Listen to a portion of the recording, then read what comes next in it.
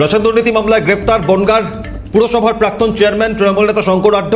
ED হেফাজতের পর আজ 14 দিনের ইডি হেফাজতের পর আদালতে পেশ করা হয়। এবার জেল হেফাজতের নির্দেশ আদালতের।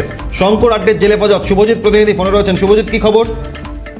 দেখো, তোমাকে জানিয়ে রাখি অভিক, যে 14 দিনের ইডি হেফাজত শেষে আজকে ইডি সিবিআই যে বিশেষ আদালত ব্যাংশাল আদালতে সেখানে শঙ্কর আড্ডকে পেশ করা হয় এবং আদালতের সওয়াল জবাবের পর বিচারক তাকে 14 দিনের জেল হেফাজতের যে নির্দেশ সেই নির্দেশ দেওয়া হয়েছে আলিপুর আদালতের পক্ষ থেকে। এবং তোমাকে জানিয়ে রাখি যে শঙ্কর আড্ড গ্রেপ্তার হওয়ার পর এই রেশন দুর্নীতি মামলার একাধিক যে পথ বা একাধিক রাস্তা, সেই রাস্তা এই মুহূর্তে খুলে গিয়েছে বলে মনে করছে এনফোর্সমেন্ট ডিরেক্টরেটের আধিকারিকরা। এবং আগামী দিনে যদি প্রয়োজন পড়ে সেক্ষেত্রে যাতে শঙ্কর আড্ডকে পুনরায় জিজ্ঞাসাবাদ করা যায় সেই পথও কিন্তু খোলা রাখলো এই মুহূর্তে এনফোর্সমেন্ট ডিরেক্টরেটের আধিকারিকরা। তারা আবেদন জানিয়েছেন।